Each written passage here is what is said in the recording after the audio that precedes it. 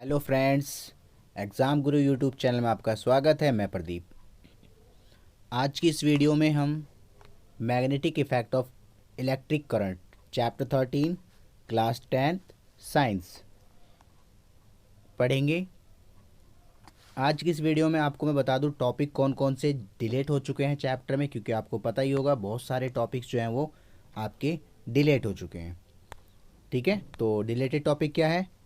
Electric generator आपका delete हो चुका है, डायरेक्ट करंट आपका डिलीट हो चुका है, अल्टरनेटिंग करंट यानी कि डीसी और एसी दोनों करंट डिलीट हो चुके हैं, फ्रीक्वेंसी ऑफ एसी वो डिलीट हो चुका है, advantage of DC and over DC दोनों डिलीट हो चुका है, एसी और डीसी वाला, और डोमेस्टिक करंट सर्किट यानी कि जो आपका घरेलू परिपथ था सबसे लास्ट टॉपिक वो भी डिलीट हो चुका है। ठीक है, तो इन्हें छोड़ के हम बाकी के चैप्टर को आइए स्टार्ट करते हैं, क्योंकि देखो अब ये टॉपिक अगर आप पढ़ते हो तो टाइम वेस्ट ही है, समझ रहे हो ना। तो आपको सिर्फ वो टॉपिक पढ़ने हैं जो एग्ज़ाम में आ रहे हैं। इतने टॉपिक मैं नहीं पढ़ाऊंगा, बाकी आपको पूरा चैप्टर इसी 20 मिनट की वीडियो में हम कंप्लीट कर देंगे। ठीक है, तो आइए शुरू करते हैं। शुरू करने से पहले जो भी इस वीडियो को देख रहे हो, अगर चैनल को सब्सक्राइब नहीं करा है तो चैनल को सब्सक्राइब करेंगे और वीडियो को लाइक करेंगे। क्या कहता है चैप्टर कहता है मैग्नेट। अब magnet attract magnetic substance like iron. Magnet क्या होती है? मैग्नेट वो होती है जो मैग्नेटिक सब्सटेंस को क्या करती है? अट्रैक्ट करती है, यानी कि जिसके अंदर मैग्नेटिक सब्सटेंस होते हैं जो आयरन, उसको क्या करती है? ये अपनी तरफ आकर्षित करती है। अ compass needle is in the fact a small bar magnet. This end of the compass needle point approximately towards north and south direction. The end points toward north pole and the other called south pole. यानी कि जो needle होती है, सुई होती है, उसमें दो पॉइंट्स होते हैं, एक होता है आपका साउथ और एक होता है आपका नॉर्थ। ये दो पोल होते हैं, उत्तरी ध्रुव दक्षिणी ध्रुव। मैग्नेट होती है ना, जैसे मैग्नेट हो गई तो उसमें एक जो होगी वो आपकी नॉर्थ होगी, दूसरी वाली क्या होगी? साउथ होगी। ठीक है, अब मैं आपको बता दूं जो मैग्नेट होती है हमेशा क्या होती है? अनलाइक पोल्स को क्या करती है? अट्रैक्ट करती है। यानी कि नॉर्थ है तो इससे जो मैग्नेट चिपकेगी तो यहाँ पर साउथ होना चाहिए, समझ रहे हो? क्योंकि अगर नॉर्थ है तो साउथ होना चाहिए, अदरवाइज ऑल्सो क्या करेगी? रिपेल करेगी, चिपकेगी नहीं, एक दूसरे को दूर फेंकेंगी। ठीक है, चलो okay. So, like pole repel and unlike pole of the magnet attract to each other। यानी कि अगर जो सेम होते हैं, सेम पोल होते हैं, नॉर्थ नॉर्थ, तो वो आपस में नहीं चिपकेंगे, बट अगर नॉर्थ साउथ होते हैं तो वो क्या होते हैं? आपस में चिपक जाते हैं। आगे magnetic field. The region around the magnet in which the force of magnet can be detected is called its magnet field. यानी कि जो मैग्नेटिक फील्ड क्या होता है? एक ऐसा क्षेत्र जहाँ तक क्या होता है? मैग्नेट की रेंज होती है। ठीक है, जितनी दूर तक वो अपने आप क्या करता है? उसको अट्रैक्ट कर लेता है, वो आपकी मैग्नेटिक फील्ड कहलाती है। ऐसा ही unit of the magnetic field called tesla, यानी कि T. The direction of the, अब आपको टेस्ला से याद आ रहा होगा जो एलन मस्क है उसकी कार के बारे में ना। चलिए, the direction of the magnetic field क्या होती है? The direction in which the north pole of a compass needle point. यानी कि डायरेक्शन ऑफ मैग्नेटिक फील्ड क्या होती है? मोस्टली देखो जितनी भी मैग्नेट होगी ना, जब आप उसको हवा में किसी थ्रेड में लटकाते हो तो हमेशा वो क्या करेगी? साउथ और नॉर्थ पोल में हैंग करेगी। ठीक है, जहाँ पे साउथ होगा वहाँ पे साउथ पोल दिखेगा, जहाँ पे नॉर्थ होगा नॉर्थ पोल दिखेगा। ओके, सो क्या है मैग्नेटिक फील्ड? इसमें आपका मैंने बता दिया कि जहाँ तक अट्रैक्शन होती है, और उसके बाद डायरेक्शन मैग्नेट का मतलब जहाँ पे उसकी डायरेक्शन है, साउथ और नॉर्थ में। आगे property of magnetic field line. इनकी प्रॉपर्टी क्या होती है? आउटसाइड अ मैग्नेटिक, मैं इसको थोड़ा जूम कर देता हूँ ताकि आपको थोड़ा सा क्लियर दिखे। देखिए क्या लिखा है? Outside a magnetic the magnetic field line are the directed from the north pole and magnet towards south pole inside the magnet field line directed from south pole to north pole। यानी कि अगर जो जो magnetic field है उसमें आप देखोगे कि जो इसकी डायरेक्शन होती है वो क्या होती है, नॉर्थ से साउथ होती है। ठीक है, क्या होती है कि जो आउटसाइड जो होती है मैग्नेटिक फील्ड लाइन की, उसकी डायरेक्शन नॉर्थ से कहाँ होती है, साउथ होती है। बट अगर इनसाइड बात करें मैग्नेट के अंदर तो उसकी डायरेक्शन उल्टी होती है, साउथ से नॉर्थ होती है। ठीक है, ठीक है, मैं आपको चित्र के थ्रू दिखाता हूँ। देखो ये रहा डायग्राम, मैग्नेटिक फील्ड लाइन। देखो आपको दिख रहा है, अगर हम बाहर की बात करें तो ये आपका क्या है, नॉर्थ पोल। एक सेकंड में थोड़ा और जूम कर देता हूँ, आपको क्लियर दिखेगा। ठीक है, ये देखिए, इसमें आप देख लो, मैग्नेट के अंदर ये नॉर्थ है, ये साउथ है। अब यहाँ से आपको दिख रहा है ये इस तरह एरो, कहने का मतलब है कि ये इस तरफ इसकी डायरेक्शन है। ठीक है, तो इसकी डायरेक्शन कहाँ पर है, आपको दिख रही है, इस तरफ है।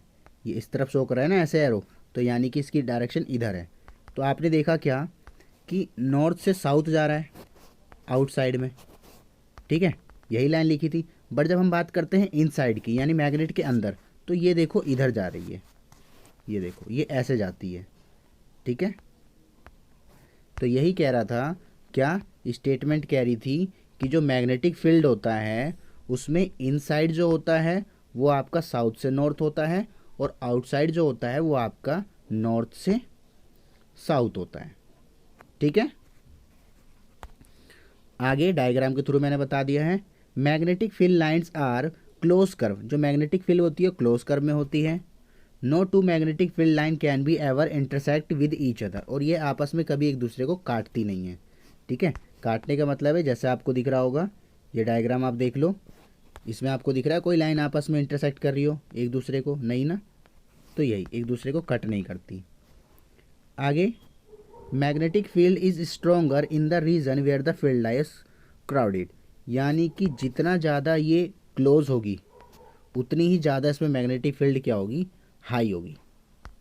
ठीक है, आगे, no two magnetic lines can ever intersect, ये वही बताया, दोबारा किसी को इंटरसेक्ट नहीं कर सकती है, डायग्राम हो गया।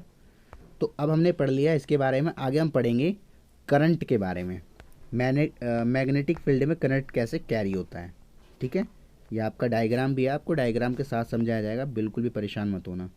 ठीक है, बस आप अपना सपोर्ट देते रहिए, वीडियो को लाइक करिए, ज़्यादा से ज़्यादा शेयर करिए। देखिए, magnetic field around current carrying straight conductor. ठीक है, स्ट्रेट कंडक्टर में कैसे होता है, तो देखो, the straight of the magnetic field produce decrease with the increase in the distance from the current carrying conductor, यानी कि इसका जो मैग्नेटिक फील्ड घटेगा या बढ़ेगा वो डिपेंड करता है उसके डिस्टेंस पर, दूरी पर। The strength of the magnetic field increase और increasing the current following the conductor, कैसा करंट है उस पर भी डिपेंड करता है। ये क्या डायग्राम दे रहा है, ये आपका एक कार्डबोर्ड है। ठीक है, उसके ऊपर एक क्या करा, रॉड डाल दिया जिसके ऊपर करंट आ रहा है। तो उसके बाद जो रोटेशन होती है ना, तो ये क्या करेगी, इसमें आपको दिखा रही है कि इसकी रोटेशन कुछ इस तरीके से चलेगी। ठीक है, इस तरीके से, और बीच में रॉड है, तो ये इस तरीके का। अब इसमें देखो, जितना ज़्यादा करंट होगा उतना ही ज़्यादा इसका मैग्नेटिक फील्ड ज़्यादा होगा, जितना करंट कम होगा उतने इसके अंदर मैग्नेट वाली पावर कम होगी। ध्यान रखना, किसी भी आयरन या जो मेटल होता है उसके अंदर जब करंट पास किया जाता है तो उसके अंदर मैग्नेटिक प्रॉपर्टीज़ आने लगती है। ठीक है, उसके बाद अगला है magnetic field around the current carrying circular coil. अब सर्कुलर कॉइल में क्या होता है, ये भी इम्पोर्टेंट है, वैसे तो इम्पोर्टेंट सारे ही हैं जितने मैं पढ़ा रहा हूँ। देखिए, magnetic field produce by the current carrying circular coil depended upon, इन चीज़ पे डिपेंड करती है। पहला, amount of the current following, कि ये कोई कोइल दे रखी है, ठीक है, सर्कुलर मोशन में, उस पर करंट आ रहा है। यहाँ आपका बैटरी हो गई, ये आपकी कुंजी हो गई, यानी कि प्लग। तो इसमें क्या होता है, किसी भी मैग्नेटिक फील्ड में करंट जो डिपेंड करता है उसके क्या होता है, किस स्पीड में करंट बह रहा है, पहला। दूसरा, radius of the coil and number of the turns into the given circular coil, उसकी रेडियस कितनी है। मान लो कि जैसे कोई पाइप होता है, समझ रही है, तो इसकी मोटाई कितनी है, क्योंकि एक ये पाइप हो गया और एक ये पाइप हो गया, तो डिपेंड करता है कि, ठीक है, उसकी रेडियस कितनी है। जितनी ज़्यादा रेडियस होगी उसी हिसाब से उसमें क्या होगा, इफेक्ट पड़ेगा करंट का, समझ रहे हो, और करंट के इफेक्ट से मैग्नेटिक फील्ड इफेक्ट होगी। आगे है magnetic field due to the current is solenoid. Solenoid का क्वेश्चन भी बहुत बार आया है एग्जाम में, मोस्ट इंपॉर्टेंट है ये, आप इसको भी अच्छे तरीके से रट लेना। Magnetic field due to the solenoid, Hindi में से परिनालिका कहते हैं। सोलेनोइड क्या होता है? A coil with the many circular close turn to the insulated copper wire is solenoid. यानी कि जब कोई मान लो एक रॉड है और उसके ऊपर हम वायर पे वायर लपेटते चले जाते हैं तो ये आपकी करती है सोलेनोइड बन जाती है। ठीक है। One end of the each solenoid behave like the north pole and the other south pole. अब जैसे मान लो ये कोई मैग्नेट है, अब इसके ऊपर हमने यहाँ से लपेटना शुरू करा तो यहाँ तो उसका एक पोल हो गया, ये नॉर्थ पोल हो गया। अब ऐसे ऐसे ऐसे ऐसे ऐसे जाएगी, लास्ट में ये हो गया इसका साउथ पोल। ठीक है, तो एक नॉर्थ पोल होता है और एक साउथ पोल होता है। Therefore magnetic field due to the current is the solenoid similar to the bar magnet. इसमें करंट कैसे फील होता है? बार मैग्नेट की तरह ही। तो आपको इसकी डेफिनेशन यहाँ तक रट लेनी है। Two way to increase the strength of magnetic field of the solenoid. जो आपका सोलेनोइड है उसमें दो इंक्रीजिंग स्ट्रेंथ बतानी है। ठीक है, कौन कौन से कारण हैं जिसकी वजह से उसकी स्ट्रेंथ जो है मैग्नेटिक फील्ड की सोलेनोइड की बढ़ सकती है। तो पहला हो जाएगा आपका increasing the amount of current. Most important है, ध्यान रखना ये कि जब कौन से ऐसे दो तरीके हैं जिससे सोलेनोइड के अंदर मैग्नेटिक फील्ड में इफेक्ट पड़ता है। पहला increasing the amount of current, current बढ़ा दो, उसमें करंट ज़्यादा आएगा तो सोलेनोइड का मैग्नेटिक फील्ड बढ़ जाएगा। Increasing the number of turns, और जो मैंने बताया था इस तरीके का रोड था उसके ऊपर ऐसे जो टर्न्स रोड थी ना, इसको बढ़ा दो तो भी क्या होगा, करंट ज़्यादा आएगा और उसके बाद क्या होगा, मैग्नेटिक फील्ड उसकी ज़्यादा हो जाएगी। मोस्ट इंपॉर्टेंट है, ध्यान रखना। अगला है, ये आपको दिख रहा होगा, ये देखो सोलेनोइड की ये इमेज है, दिख रहे ना, ये सर्कुलर मोशन में है। ओके, चलिए अगला है आपका फ्लेमिंग्स राइट हैंड रूल्स।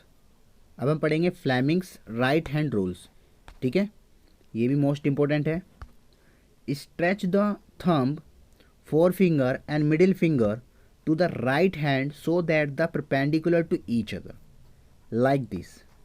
आपको दिख रहा है क्या करना है कि अपने अंगूठे को ऊपर की तरफ रखना है और आपकी जो फर्स्ट फिंगर होती है उसको आप सामने करेंगे, फोर फिंगर को, और जो आपकी मिडिल फिंगर है उसको नीचे करेंगे। यानी कि इस तरीके से आपको करना है इसको। तो जब आप ऐसा बनाते हैं तो क्या कह रहा है ये कि four finger indicate the direction of magnetic field. जो आपकी ये वाली उंगली होगी ये दिखाएगी मैग्नेटिक फील्ड को, और उसके बाद थंब जो शो करेगा डायरेक्शन ऑफ मोशन करेगा, ये मोशन यानी कि मोशन इधर होगा। Then the middle finger will show the direction of the induced current, यानी कि ये आपकी करंट की दिशा डिसाइड करेगी। तीन फिंगर हो गई। जो आपकी फोर फिंगर है पहली उंगली वो क्या करेगी, बताएगी मैग्नेटिक फील्ड को। थंब जो है वो आपका शो करेगा मोशन को, और जो मिडिल फिंगर है वो आपके करंट को। ये लॉ दिया था किसने, फ्लेमिंग ने। ठीक है, आपको 3 नंबर का क्वेश्चन आएगा, इतना सही बनाना है। ये आपको बना के दिखा रहा है, ये फिंगर नहीं बनानी है, आपको सिर्फ इतना लिखना है। ठीक है, ये मोशन, फील्ड और करंट, और उसके बाद ये आपको लिख देना है, आपके 3 नंबर पक्के। ठीक है, अगला है left hand thumb. Left hand thumb क्या कहता है, देखिए, according to the this rule stretch the thumb, four finger and middle finger your left hand such that they are mutually perpendicular. अब आपको लेफ्ट हैंड का लेना है, आपकी फोर फिंगर ऊपर होगी और मिडिल फिंगर ऐसे और थंब इस तरफ। ठीक है, तो इसमें क्या होगा, आपकी first finger in the direction of magnetic field and the second finger direction of the current and the thumb point to be direction of the motion acting on the conductor. जो भी आपका कंडक्टर होगा, ठीक है, उसकी दिशा में। कहने का मतलब है कि आपकी जो पहली फिंगर होती है फोर फिंगर, वो आपकी जो फोर फिंगर डिसाइड करेगी कि आपका देखिए फोर फिंगर जो है वो मैग्नेटिक फील्ड को डिसाइड करेगी, और जो आपकी सेकंड फिंगर है यानी कि मिडिल फिंगर वो आपकी डिसाइड करती है करंट को, और जो आपका थंब होता है, ठीक है, कंडक्टर मोशन को। तो ये हो गया इसका आपका लेफ्ट हैंड रूल। तो आपका लेफ्ट आई राइट आई दोनों इसको इस तरीके से ही आप कर देंगे। आई होप आपको समझ में आया होगा। ठीक है, उसके बाद ये टॉपिक है आपका क्या, इलेक्ट्रोमैग्नेट इंडक्शन। इलेक्ट्रोमैग्नेट इंडक्शंस क्या है, ये आप देखोगे, the फिनोमियन of the production induced current is coil plays a region where the magnetic field change the time, duration, direction induced current given by the Fleming right hand rules. जो electromagnet induction है वो कहता है कि जो production होता है current का कोयल का, वो क्या करता है, मैग्नेटिक फील्ड चेंज करता है टाइम के अकॉर्डिंग, ठीक है, और डायरेक्शन जो होता है वो हमेशा फ्लेमिंग रूल के राइट हैंड के रूल के अकॉर्डिंग चलता है, ठीक है। आगे, two device which work the principle of the electromagnetic inductions, electromagnetic inductions में दो डिवाइस हैं, जनरेटर एंड ट्रांसफॉर्म, ठीक है, जो काम करते हैं। तो हम पढ़ेंगे अब 5 नंबर का टॉपिक है, आपको मार्क्स ही दिख गया होगा सामने, 5 मार्क्स का है, most important, as it is आप पूरा उतार दोगे ना तब भी आपको 5 नंबर पूरे मिलेंगे। Electric motor, an electric motor is the device which the convert electric energy to the mechanical energy, यानी कि विद्युत ऊर्जा को यांत्रिक ऊर्जा में ये परिवर्तित करता है। Principle of the working and the electric motor, इसका मोटर कैसे काम करती है, a current carrying conductor when the place in a magnetic field express a force, the direction of the field and direction of the current mutually perpendicular to the each other, यानी कि direction of field and direction of current दोनों ही mutually perpendicular होते हैं एक दूसरे के। Then the force acting the conductor will be perpendicular to the both and will given the Fleming left hand rule, यानी कि लेफ्ट हैंड रूल के अकॉर्डिंग ये वर्क करती है। The function of the main part of the electric motor कैसे काम करता है, पहला होता है एमीटर। एमीटर क्या होता है, coil of the carry current as the result to long arms of the ammeter coil experience equal force the mutually opposite direction and under the influence of the coil begin to rotate, ठीक है। इसमें क्या होती है, जो कोयल होती है, ये आपकी कोयल दे रखी है, रोटेट करने लगती है। इसमें ब्रशेस होते हैं, ब्रशेस आपके ये हैं, 2 एक्स और वाई दे रखे हैं। Draw current from the split ring and supply to the coils. उसके बाद है आपका स्प्लिट रिंग ये सर्कल वाली है, ठीक है। The split ring reserve the direction of current the coil and maintain the shift torque into the magnetic field, यानी कि, ठीक है, तो इसमें क्या होगा कि जैसे ही इसमें करंट पास किया जाएगा तो क्या होगी, ये जो स्प्लिट है वो क्या करेगी, रोटेट करना शुरू कर देगी, ठीक है, by the law of magnetic field. जो अभी मैंने बताया था कि इसमें कौन सा फॉलो होता है, इसके अंदर जो फ्लेमिंग के रूल थे, राइट हैंड थंब रूल, उसके अकॉर्डिंग ये टर्न करेगी, और जैसे ही ये टर्न करेगी तो फिर क्या होगा, ये जो आपका ए बी सी डी दिख रहा है बाद में चेंज हो जाएगा, यहाँ पर सी डी और बी ए इस तरीके का बन जाएगा ये, ठीक है। फिर ऐसे टर्न करेगा, ऐसे टर्न करता रहेगा आपस में ऐसे ऐसे, और फिर क्या होगा, जो इलेक्ट्रिक करंट से मैकेनिकल एनर्जी जनरेट हो जाती है, ठीक है। इलेक्ट्रिक मोटर, जैसा आपने देखा होगा मोटर वगैरह जो चलती है वो इसी वजह से चलती है, ये रोटेट होने लगता है ऐसे, ठीक है। तो आपका अगर आता है इलेक्ट्रिक मोटर तो आप क्या करोगे, इतने को ही आपको लिख देना है सिर्फ, ठीक है। ये 3 आपके लिखने हैं, आर्मेचर, ब्रशेस, स्प्लिट रिंग और इलेक्ट्रिक मोटर के डेफिनेशन, और ये आपको डायग्राम तो बनाना पड़ेगा, ध्यान रखना, बिना डायग्राम के आप इसको नहीं कर सकते हो, ठीक है। डायग्राम में कुछ है नहीं, आपको डायग्राम सिंपल सा दिख ही रहा होगा, ठीक है। डायग्राम में क्या है, आपको 2 पोल ले लेने हैं, नॉर्थ पोल साउथ पोल, एक आपको एक्सल ले लेना है, ठीक है। उसके बाद आपको 2 एक स्प्लिट रिंग डाल देनी है सर्कल में, और आपको 2 ब्रशेस रख देने हैं, ठीक है। यहाँ पे आपका क्या होगा, बैटरी, और यहाँ पे आपका प्लग, क्लियर। चलिए ये हो गया। अब है आपका कमर्शियल मोटर। कमर्शियल मोटर कहाँ यूज़ होता है, ये आपका 2 मार्क्स का है, मैं मार्क्स के अकॉर्डिंग बताता जा रहा हूँ। कमर्शियल मोटर यूजेस, पहला an electromagnet in the place of the permanent magnet, जहाँ परमानेंट मैग्नेट की जगह क्या कहते हैं, यूज़ किया जाता है इलेक्ट्रोमैग्नेट का। दूसरा, large number of turns of the conduction wire in the current carrying coil, large number में क्या करती है, करंट कैरी करती है। Soft iron core on which the coil is bounded, soft iron core करती है। तो ये इसके 3 यूजेस आप लिख सकते हो। आप बात करें गैल्वेनोमीटर क्या होता है, जो गैल्वेनोमीटर होता है वो आपका, और A galvanometer is the instrument that can detect the presence of the small amount of the current। यानी जो गैल्वनोमीटर होता है इसके द्वारा हम क्या करते हैं, करंट की अमाउंट को कलेक्ट करते हैं, नापते हैं।